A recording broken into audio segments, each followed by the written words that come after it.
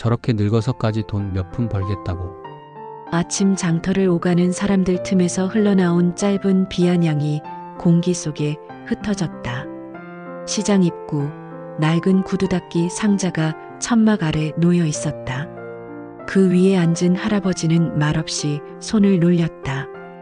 햇볕에 그을린 손등, 군데군데 달아해진 솔, 오래된 가죽 가방 하나. 그는 구두를 정성껏 닦으며 눈길조차 크게 주지 않았다. 지나가는 사람들은 그저 흘깃 바라보다 발걸음을 옮겼다. 할아버지는 불필요한 말을 하지 않았다. 손님이 오면 고개를 살짝 숙이고 깨끗이 해드릴게요. 짧게 한마디. 굽과 창 사이의 흙을 꾹꾹 털어내고 발등 위까지 부드럽게 솔을 움직였다. 마지막에 얇은 윤을 입히면 구두가 빛을 머금었다. 손님은 잠시 눈을 크게 뜨며 구두를 들여다봤다. 오, 이거 괜찮네. 감탄을 흘리며 주머니에서 돈을 꺼내두고는 바쁜 시장의 흐름에 쓸려 안쪽으로 사라졌다. 그의 일상은 언제나 그랬다. 덜레는 손님이 있어도 표정은 변하지 않았다. 아이가 호기심에 다가와 솔을 만져도 그저 빙긋 웃었다. 구두 닦기 상자 앞에는 늘 조용한 인내와 정성이 깃들어 있었다. 그 맞은편 주황색 천막의 떡볶이 포장마차를 열고 있는 새댁. 떡볶이며 튀김이며 재료 준비를 하며 말을 건넨다. 오늘도 일찍 나오셨네요, 할아버지. 응, 장은 서두르는 맛이 있지. 서로 오래 알고 지낸 듯한 인사였지만 그 이상은 묻지도 따지지도 않았다. 할아버지는 묵묵히 구두의 솔질을 이어갔다. 점심 무렵 시장은 더 시끌벅적해졌다. 장바구니가 부딪히는 소리, 아이들이 떡볶이를 들고 달려가는 모습, 과일 상자를 내리는 상인의 고함. 그 틈에서도 할아버지는 같은 속도로 손을 움직였다. 누구도 크게 주목하지 않았지만 그의 앞에 놓인 구두는 하나같이 반들거렸다. 해가 기울 무렵 떡볶이집 새댁이 작은 종지를 들고 나왔다. 오늘은 많이 남았어요. 좀 드시고 댁에 들어가세요. 아이고, 매번 챙겨주니 고맙네. 할아버지는 소를 옆에 내려두고 종지를 받았다. 떡볶이를 한 알 집어 천천히 씹으며 양념이 손등에 묻자 웃으며 옷깃으로 닦았다. 새댁은 그 모습이 익숙한 듯 새로 방문한 손님을 맞이한다. 그때 까만 SUV 한 대가 시장 초입에 멈췄다. 창문이 반쯤 내려가고 운전석에 젊은 남자가 안쪽을 두리번거리더니 시장 입구의 포장마차에 시선을 고정했다. 잠시 머뭇거리던 차는 이내 조용히 움직여 사라졌다. 천막 그림자가 길게 늘어지고 방금 닦은 구두의 윤기는 더 선명해졌다. 장터의 소란 속에서 그 손길만은 흔들림이 없었다. 할아버지의 어린 시절, 중마고우가 한 명 있었고 두 사람은 같은 골목에서 자라났다. 기름때 묻은 공장에서 일하던 아버지 밑에서 살던 소년과 장날마다 떡을 팔던 어머니를 둔 소년. 가진 건 달라도 마음만은 늘 붙어 있었다. 도시락을 싸오지 못한 날이면 친구는 자기 밥을 반으로 나눠주었고 겨울에 신발이 해져 발가락이 드러났을 땐 신을 만한 본인 운동화를 건네기도 했다. 고등학교에 올라서도 사정은 나아지지 않았다. 할아버지는 늘 육성회비 걱정에 시달렸다. 교무실 앞에서 수납기한을 넘겼다는 선생님의 꾸중을 듣던 날 뒤에서 누군가 몰래 봉투를 내밀었다. 바로 나의 둘도 없는 친구였다. 나중에 잘 되면 갚아. 지금은 그냥 공부해. 친구의 그 한마디가 아니었다면 그는 진작 책을 놓았을지도 모른다. 또 다른 날에는 부모님이 병석에 누워 거동을 못하게 되었는데 친구는 자기 집처럼 들락날락하며 약을 챙기고 죽을 끓여 가져왔다. 네 부모님은 내 부모님이나 마찬가지야. 어린 입에서 나온 그 말이 평생의 의리로 남았다. 세월이 흘러 청년이 되자 길이 갈라졌다. 한쪽은 장사를 택했고 다른 한쪽은 학문의 뜻을 두었다. 하지만 선택은 달라도 마음은 같았다. 허름한 방 한 칸에서 밤늦도록 미래를 이야기하곤 했다. 우리 둘 다 잘 돼서 부모님 걱정 없게 해드리자. 나중에 꼭 같이 여행 가자. 그때의 웃음소리는 좁은 골목을 환하게 비췄다. 그러나 현실은 녹록지 않았다. 장사를 택한 할아버지는 처음엔 숱한 빚에 시달렸다. 가게 임대료를 내지 못해 문 닫을 위기에 처했을 때 손을 내민 것도 친구였다. 본인도 넉넉하지 않았지만 적금을 깨서 도와주었다. 네가 꼭 해내야 나도 힘내지. 그렇게 버텨낸 시간이 쌓여 어느새 사업은 궤도에 올랐다. 문제는 그 다음이었다. 사업이 커지고 사람을 만나야 할 일이 많아지자 할아버지는 점점 바빠졌다. 답장을 미룬 편지가 쌓였고 언제 한번 만나자던 약속은 자꾸 뒤로 밀렸다. 친구는 여전히 같은 자리에 있었지만 그는 자꾸 다른 세계로 걸어가고 있었다. 조만간 보자는 말만 남기고 말이다. 그렇게 흘려보낸 세월 끝에 들려온 건 청천벽력 같은 소식이었다. 친구가 중병에 걸렸다는 것이었다. 서둘러 병원을 찾았을 때 이미 친구는 수척한 얼굴로 누워 있었다. 뼈만 남은 손을 붙잡고 그는 한참 동안 아무 말도 하지 못했다. 그제야 깨달았다. 자기가 성공하는 동안 친구는 홀로 병마와 싸우고 있었다는 사실을. 괜히 왔지? 네가 바쁜데. 친구는 힘겹게 웃었다. 그 웃음은 오히려 그를 더 아프게 했다. 아무리 많은 재산을 모았어도 정작 가장 소중한 일을 지켜주지 못했다는 후회가 목을 조였다. 며칠 뒤 친구는 세상을 떠났다. 마지막 순간에 겨우 내뱉은 말은 짧았다. 내 딸 좀 잘 지켜줬으면 해. 꼭 좀 부탁하네. 손을 꼭 쥐어주던 그 미약한 힘이 영원한 약속처럼 남았다. 세월은 빠르게 흘렀다. 청년이었던 그는 이제 중년이 되었고 이름만 대면 알만한 기업가로 자리 잡았다. 언론은 그를 자수성가형 성공 신화라고 불렀고 인터뷰 요청이 끊이지 않았다. 대기업 회장들과 함께 사진을 찍는 일도 잦았다. 높은 빌딩 꼭대기에서 내려다보면 그 골목에 가난했던 시절은 꿈처럼 아득해 보였다. 그러나 화려한 조명 뒤에는 늘 어두운 그림자가 드리워져 있었다. 그 그림자의 이름은 바로 친구였다. 회의실 안에서 박수갈채를 받아도 오찬에서 축배를 들어도 밤이 되면 어김없이 병실의 친구 얼굴이 떠올랐다. 성공의 순간이 찾아올 때마다 제일 먼저 달려가 자랑하고 싶던 사람. 그러나 정작 그 자리에 없는 사람. 그는 웃음을 지으면서도 속으로는 늘 허전했다. 책상 서랍을 열면 낡은 편지 한 묶음이 들어 있었다. 친구가 보냈던 그러나 끝내 답장을 못한 편지들이었다. 다음에 꼭 보자. 네 소식이 자꾸 신문에 나오네. 자랑스럽다. 그런 문장들 사이사이엔 기다림이 묻어 있었다. 그는 그 편지들을 손에 쥘 때마다 심장이 조여왔다. 돈으로도 명예로도 덮을 수 없는 공허였다. 어느 날 회사 창립 기념 파티에서 수많은 사람들이 그의 성공을 치하했다. 그러나 환호성 한가운데 서 있던 그는 홀로 고개를 돌려 창밖을 바라봤다. 화려한 불빛 아래 어두운 골목에서 친구와 나눴던 작은 약속이 떠올랐다. 우리 부모님 걱정 없게 하자. 나중에 꼭 같이 여행 가자.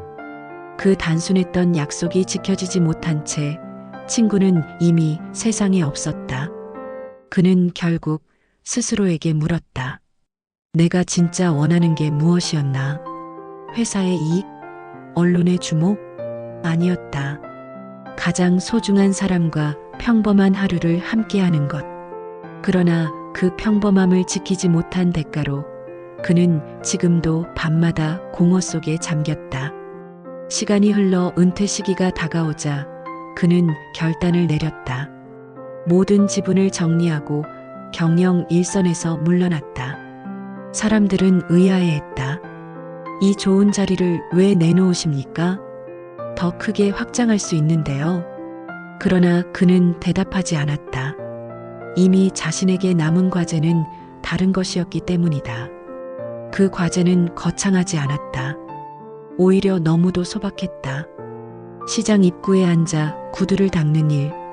그러나 그 소박한 자리가 그에게는 세상에서 가장 무겁고 소중한 약속을 지키는 길이었다. 그날 이후 그는 빌딩이 아닌 시장 골목을 바라보며 하루를 시작했다. 비록 주름이 깊어지고 손에 힘이 빠졌지만 마음만은 한결 가벼웠다. 다만 사람들은 알지 못했다. 초라한 행색의 구두 닦기가 사실은 수많은 사람을 거느리던 기업가였다는 것을, 그리고 그 자리가 단순히 생계를 위해서가 아니라는 것도. 저녁 무렵 시장은 하루 중 가장 붐비는 시간이었다. 직장에서 퇴근한 사람들, 학교를 마친 아이들, 삼삼오오 몰려든 손님들이 시장 입구부터 끝자락까지 북적였다. 채소 가게 앞에서는 시금치와 배춧값 흥정을 하는 소리가 오가고, 생선 가게에서는 갓 잡아온 조기를 두고 손님들이 줄을 섰다. 그 한가운데 유독 밝은 불빛이 비치는 작은 떡볶이 포장마차가 있었다. 따뜻한 오뎅 국물 냄새와 달큰한 양념 향이 퍼져나와 지나가는 이들의 발길을 붙잡곤 했다. 포장마차 새댁은 항상 긴 머리를 단정히 묶고 앞치마에 소스를 몇 번이나 닦아내면서도 늘 환한 미소를 잃지 않았다. 그녀의 가게 앞에는 늘 손님이 끊이지 않았다. 동네 아이들은 몇백 원짜리 돈을 쥐고 와서 "아줌마, 떡꼬치 하나만요" 하고 소리쳤고, 새댁은 꼭 덤으로 어묵 국물을 종이컵에 따라 내주었다. 아이들이 고맙다며 환하게 웃으면 그녀도 따라 웃었다.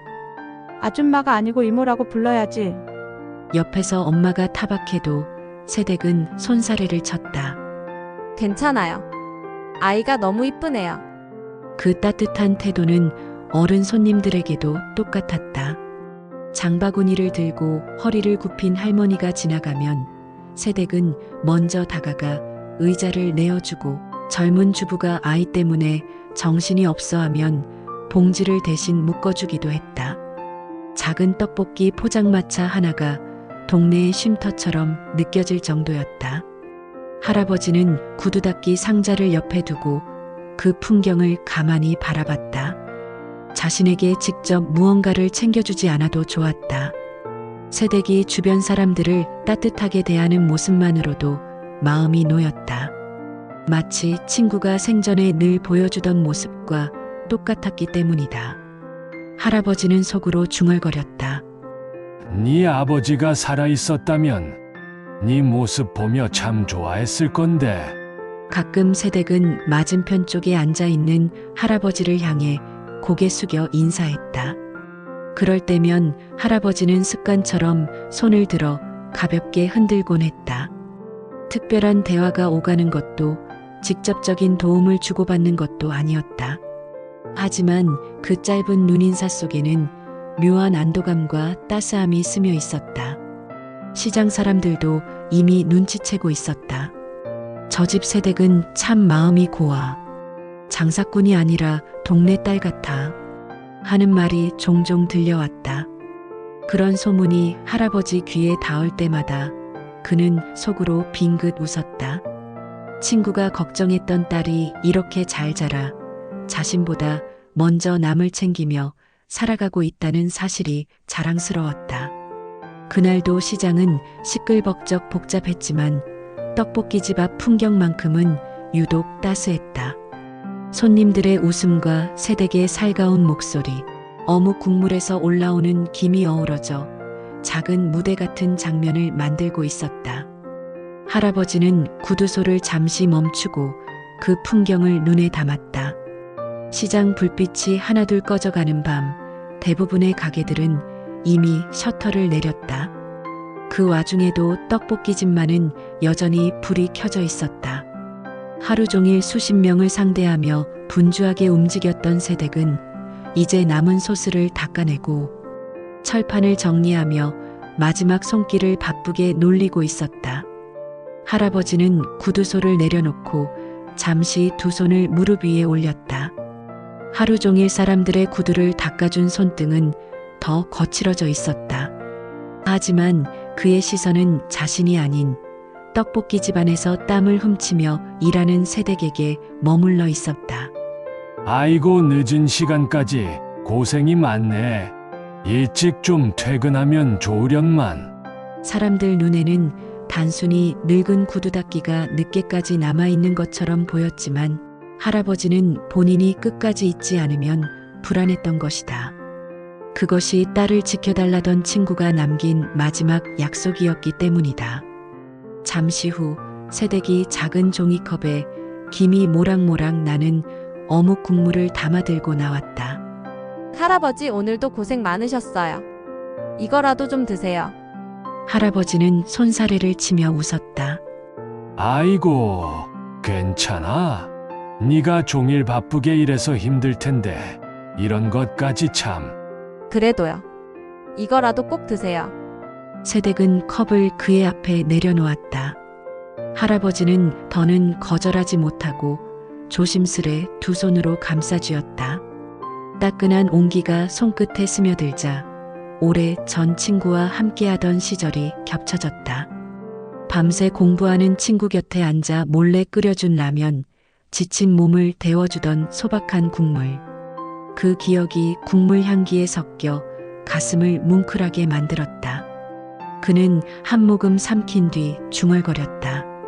이거 참, 이 손길이 네 아버지랑 닮았어. 세댁은 의아한 얼굴을 했다. 네, 아버지랑요? 저희 아버지요? 아니.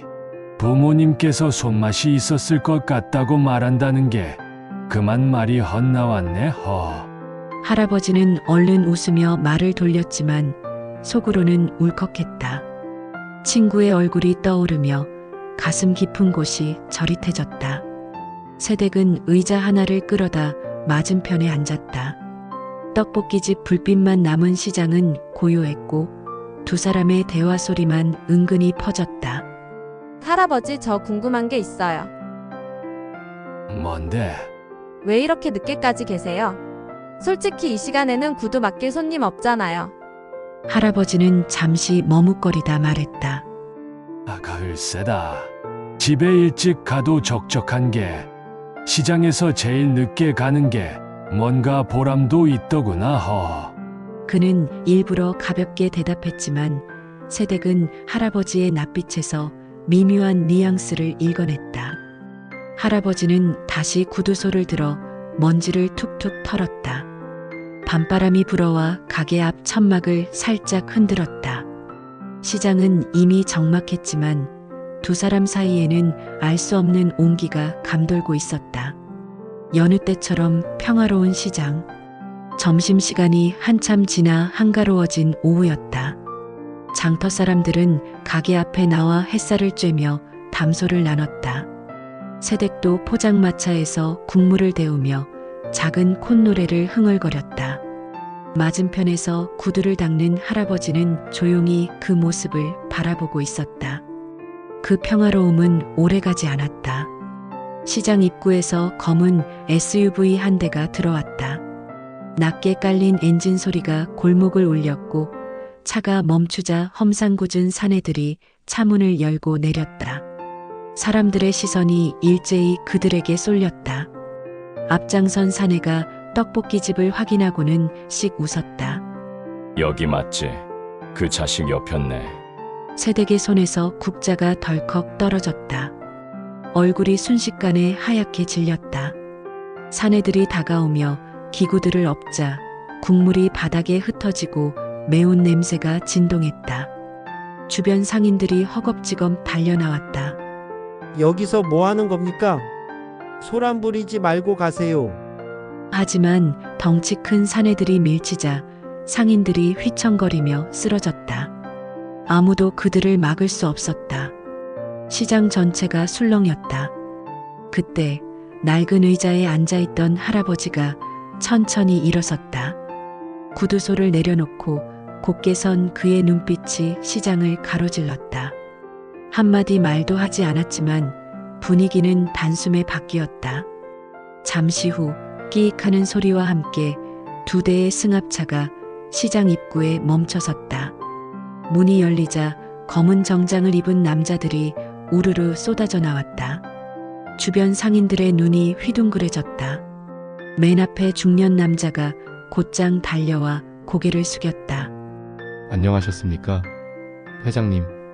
할아버지는 잠시 숨을 고르더니 담담히 말했다. 오랜만이네. 김 팀장, 여기 먼저 제압 좀 하지. 순식간에 정장 사내들이 사채업자들을 눌렀다. 격렬한 몸싸움이 잠시 벌어졌지만 결과는 명확했다. 거칠게 발버둥 치던 사내들의 팔이 꺾이고 바닥에 엎드려졌다. 시장 사람들은 숨죽여 지켜봤다. 평소 시장 입구에서 묵묵히 구두를 닦던 노인이 이런 모습을 준비하고 있었다는 사실에 모두 놀라움을 감추지 못했다.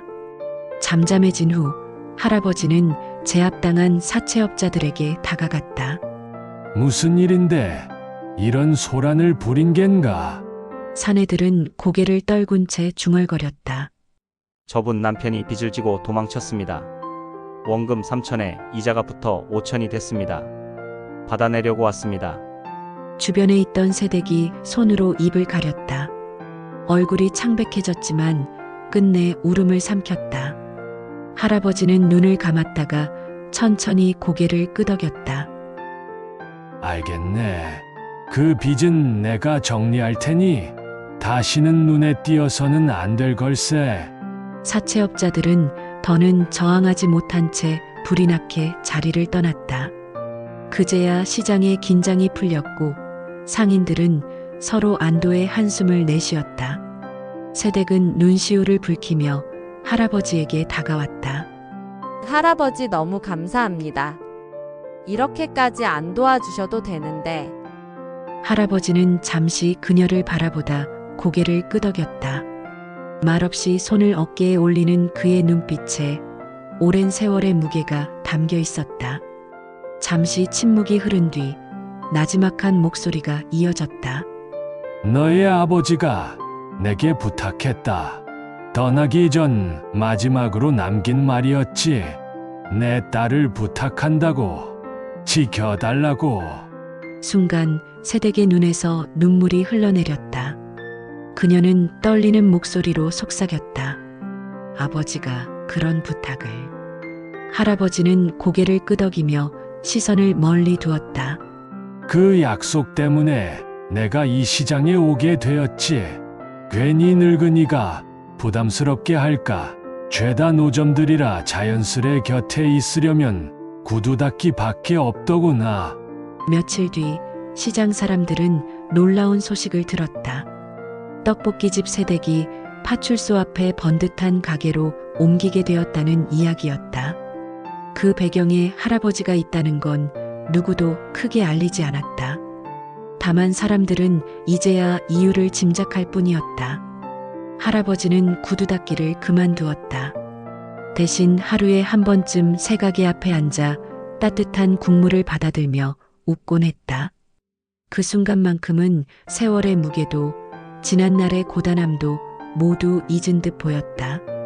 일부 사람들은 여전히 그를 구두 닦던 노인으로만 기억하겠지만 새댁의 마음속에는 오래도록 지울 수 없는 울림이 남았다. 할아버지 스스로도 내심 뿌듯했다. 오랜 세월 가슴에만 묻어둔 약속을 지켜냈으니 이제야 친구 앞에 당당할 수 있었다. 그는 하늘을 바라보며 조용히 속삭였다. 봤지? 너한테 한 약속 앞으로도 쭉 지켜줄게. 걱정 말게. 가슴 따뜻한 감동 이야기가 좋으셨다면 구독과 좋아요 꼭 부탁드립니다. 행복한 하루 되세요.